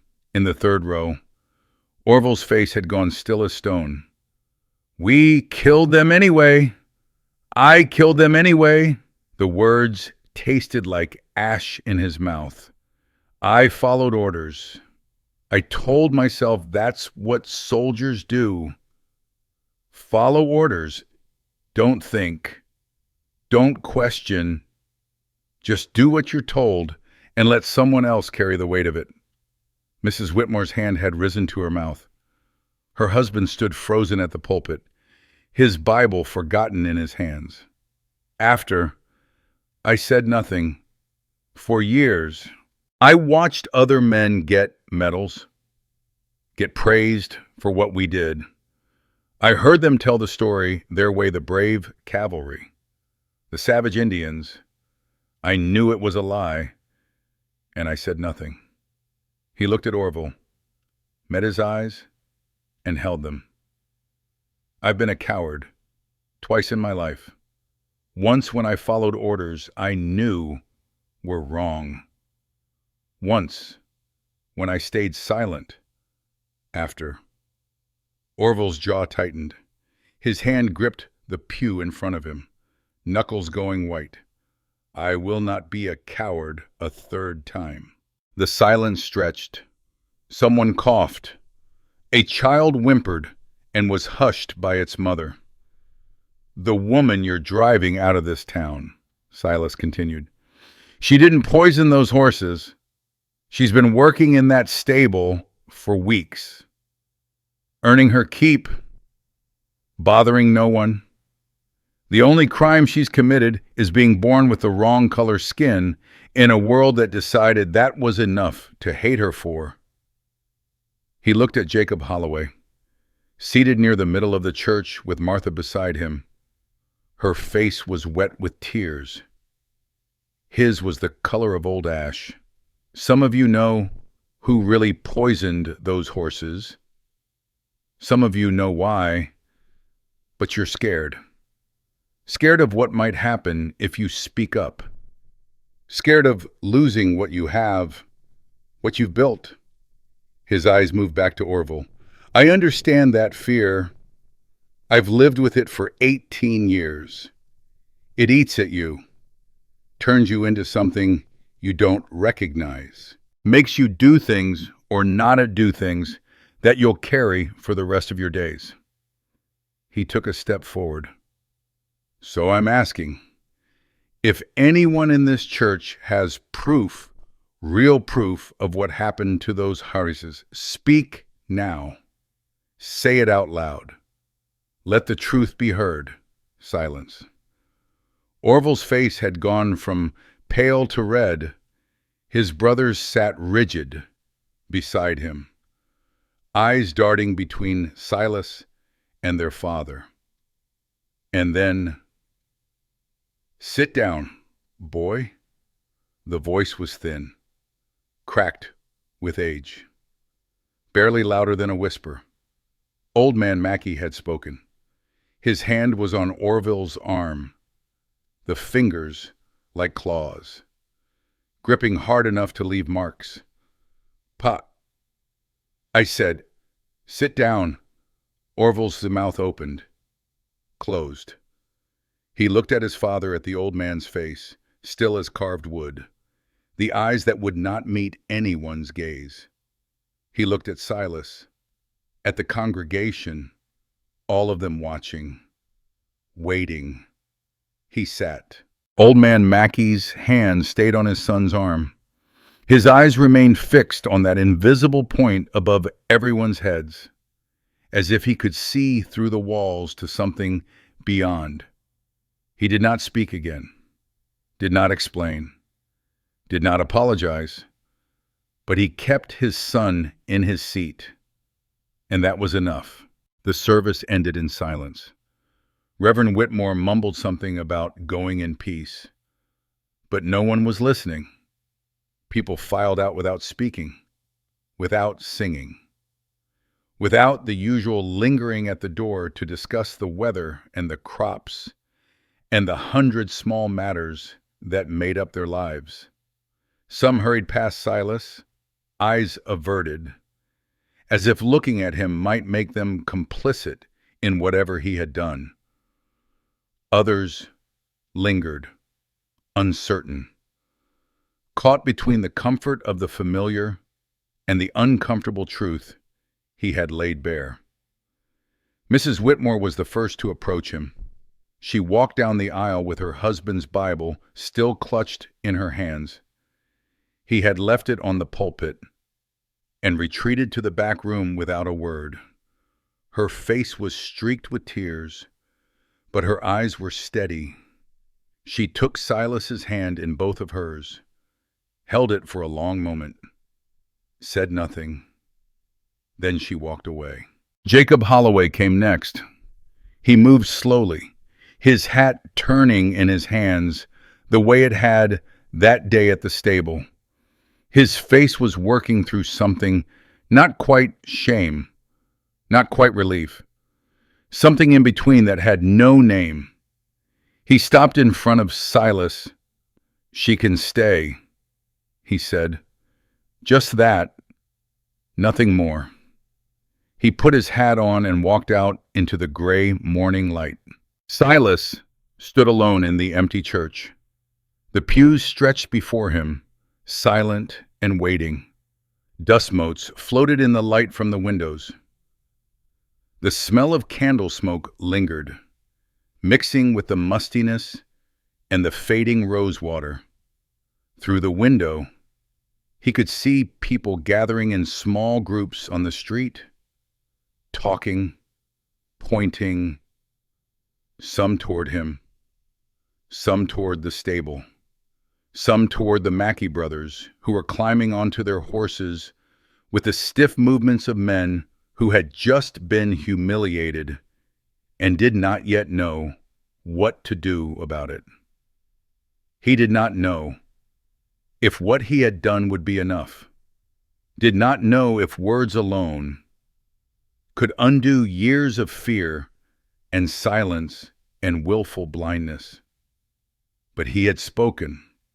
For the first time in 18 years, he had told the truth not to a stranger by a fire, but to the world, to the people who needed to hear it most. And as he walked out into the morning, he realized that the weight he had been carrying, the stone in his chest that had made every breath an effort.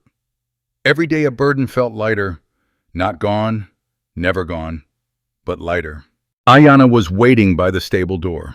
Her blanket roll sat at her feet, still packed, her dress the spare one. The one that did not reek of mud and manure hung loose on her frame. Her face was unreadable. Silas stopped in front of her. "Holloway says you can stay." She did not move, did not speak. "Did you hear me? You can... I hear..." Her voice was quiet. "Why you do this? What I am to you?" The question hung between them like smoke.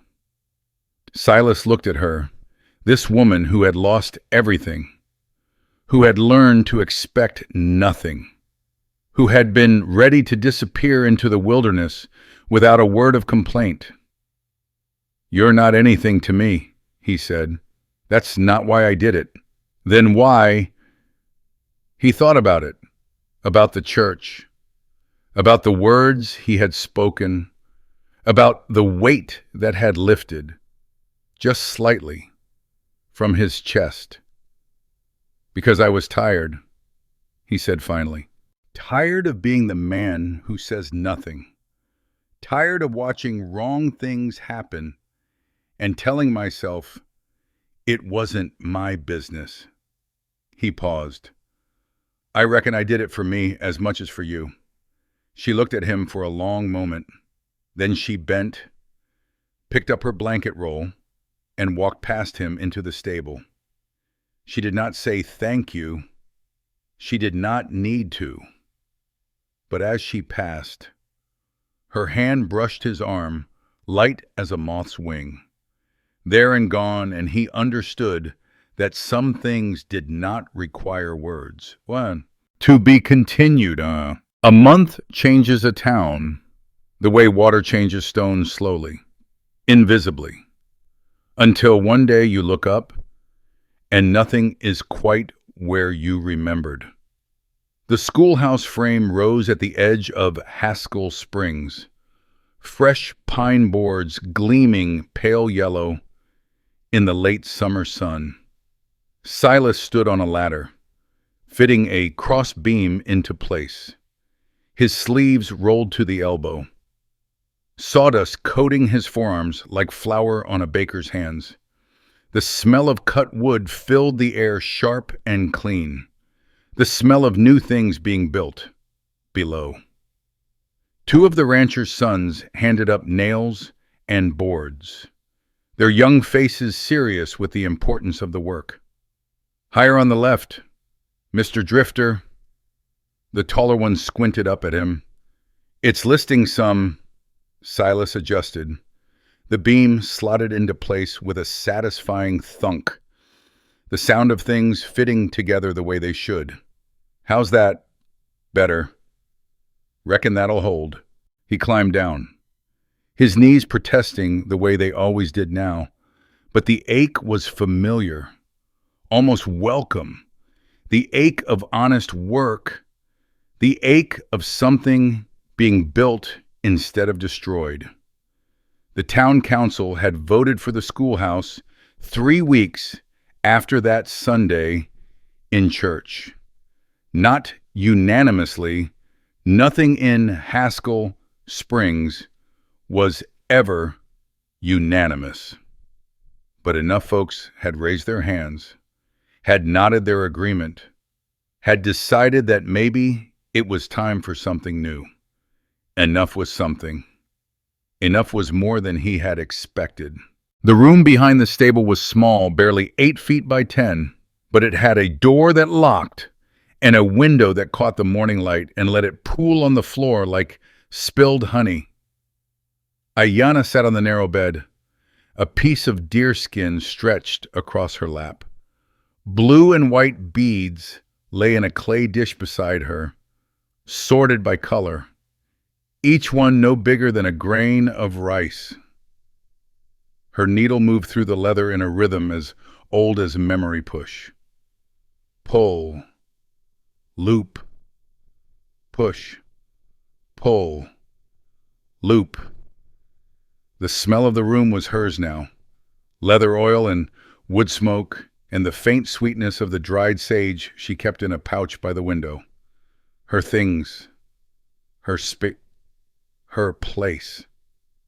Martha Holloway sat in the room's only chair, a basket of fabric scraps at her feet. Her fingers fumbled with a smaller piece of hide, trying to replicate the pattern Ayanna had shown her 3 times already. Like this. She held up her work, her brow furrowed with concentration. Ayanna looked up, studied the stitching, reached over and adjusted Martha's grip on the needle, guiding her fingers to the right position. Smaller stitch. Hide is strong, thread is not. Martha tried again. Her tongue poked out between her teeth the way it did when she concentrated. Ayanna had noticed it the first day, had found it oddly endearing. Jacob reckons you've got a real talent for this, Martha said, not looking up from her work. Says we could sell them at the trading post in Tucson, make good money. If you wanted. Ayanna did not answer. Her hands kept moving.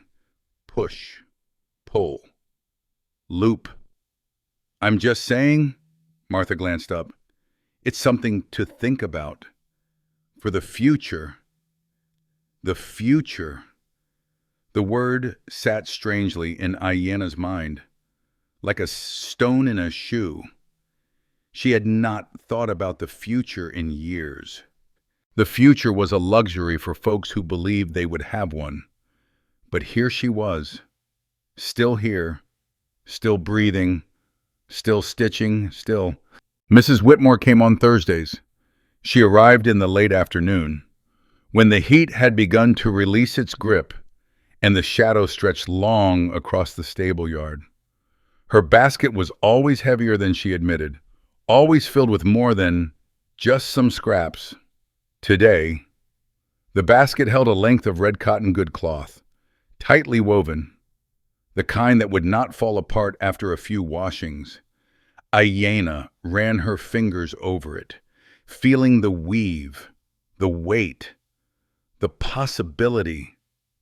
For a new dress, Mrs. Whitmore said, if you want one, I know you don't need it. The older woman's voice was firm, but her eyes were soft. That's not the point, child. That's never been the point. Ayanna looked at her. This woman who had brought bread when no one else would, who had climbed a ladder on old knees to offer food to a stranger, who had quoted scripture in a hayloft and walked away without asking for anything in return. Why? The question came out before she could stop it. Why you keep coming? Mrs. Whitmore was quiet for a moment, her hands folded in her lap, the knuckles swollen with age, the wedding ring worn thin as wire. Because my husband preaches about mercy every Sunday, she said finally, and I reckon someone ought to actually practice it. She stayed for coffee. They did not talk much, they rarely did. But when she left, the red cloth remained on the workbench, bright as a cardinal against the weathered wood. The Mackeys had grown quiet. Silas noticed it first in the absence of things, the absence of sneers when he walked past the saloon, The absence of muttered threats on the street. The absence of that particular tension that had hung over the town like a storm waiting to break. Old Man Mackey had sold 2 horses to Holloway the week after that Sunday in church. Good horses, fair price, no explanation given, none asked for. Orville still glared when their paths crossed, still carried himself with the swagger of a man who believed the world owed him something, but he did not speak, did not act, did not push. Something had shifted. Not forgiveness, nothing so grand as that. More like a truce, fragile and unspoken, held together by nothing more than the thin thread of a father's hand on a son's arm. It would not last forever. Silas knew that. Hatreds like Orville's did not disappear. They only went underground, waiting for the right moment to surface. But for now, the thread held. For now, that was enough. The creek ran low in late summer, barely a trickle over the smooth stones. Ayanna walked beside Silas along the bank, the evening light turning the water to copper and gold. Their shadows stretched long behind them, almost touching where the ground dipped. Crickets sang in the tall grass. A bullfrog called from somewhere downstream, its voice deep and mournful. The air smelled of water and warm earth and the particular sweetnesses of cottonwood leaves in August. She had started walking with him a week ago. Not every day as some days, she disappeared into her work, or sat alone in her room, or simply needed the silence that came from being away from everyone. But some days, she walked. Ishtar. Silas looked at her.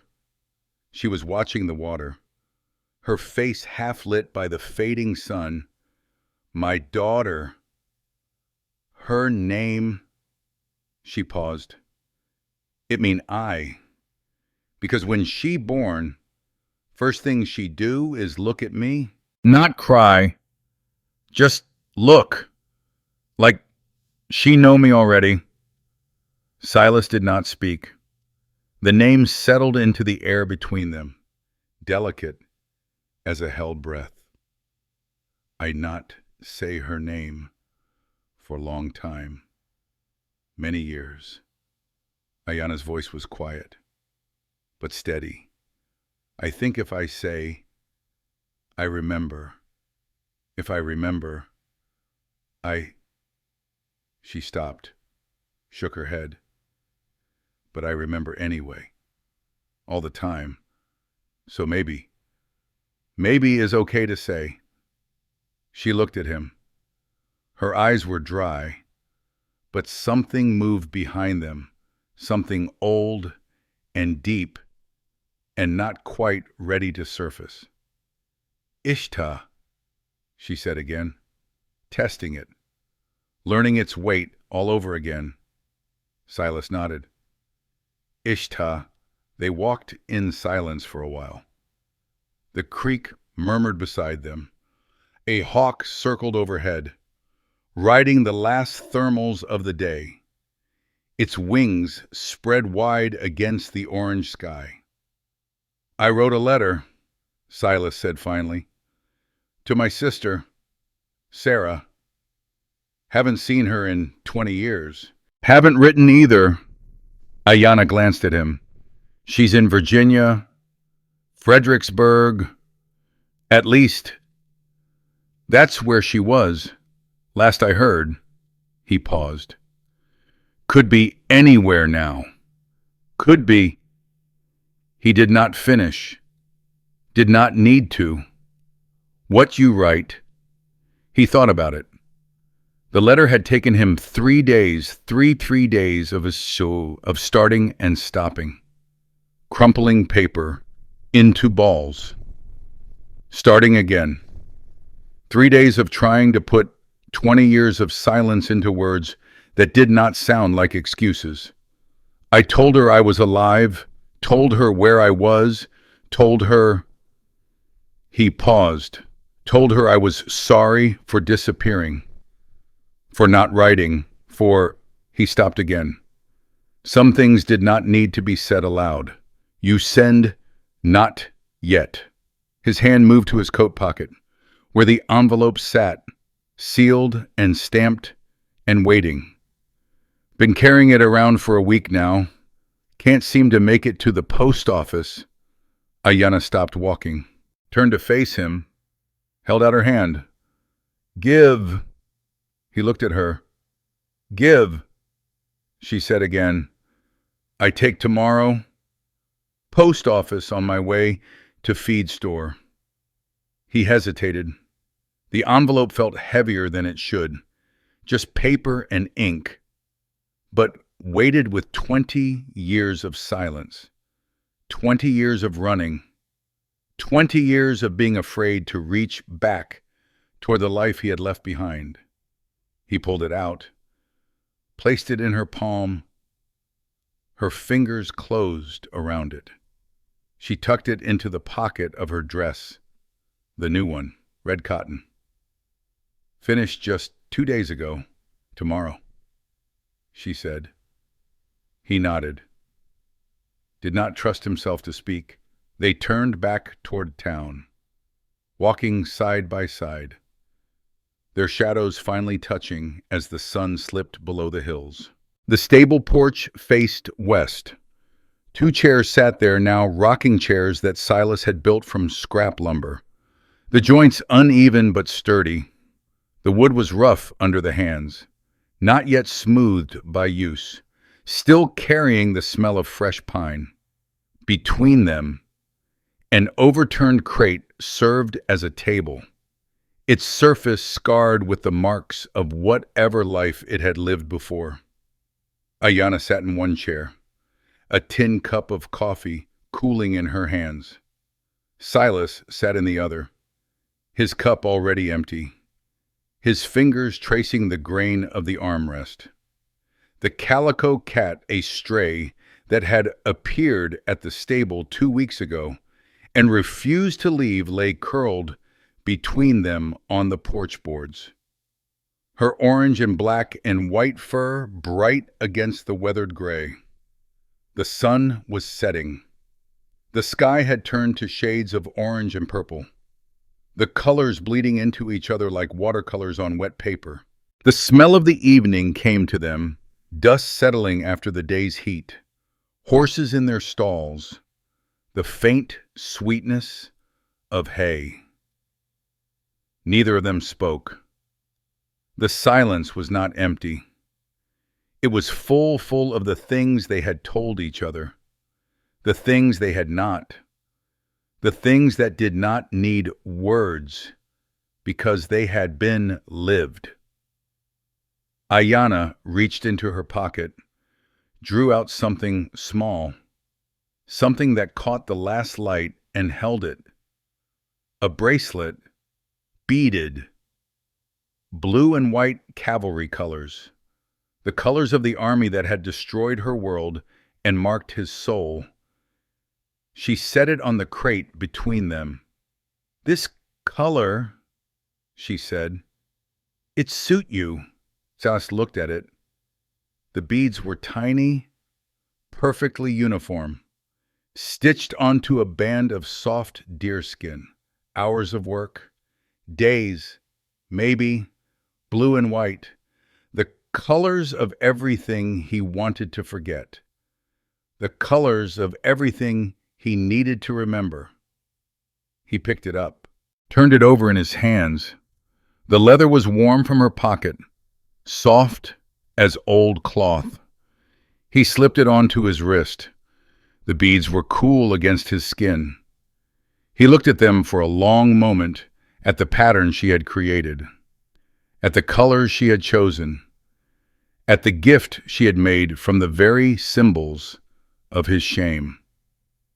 "Thank you," he said. She nodded, picked up her coffee, took a sip. The cat stretched between them, yawned, and settled back into sleep. The stars came out one by one.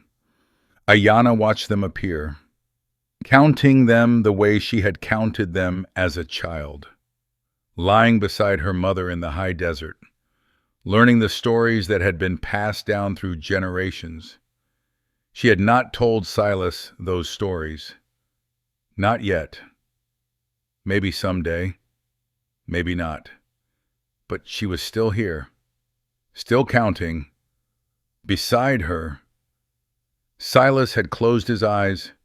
His breathing was slow, even the breathing of a man who, for the first time in years, was not waiting for something bad to happen.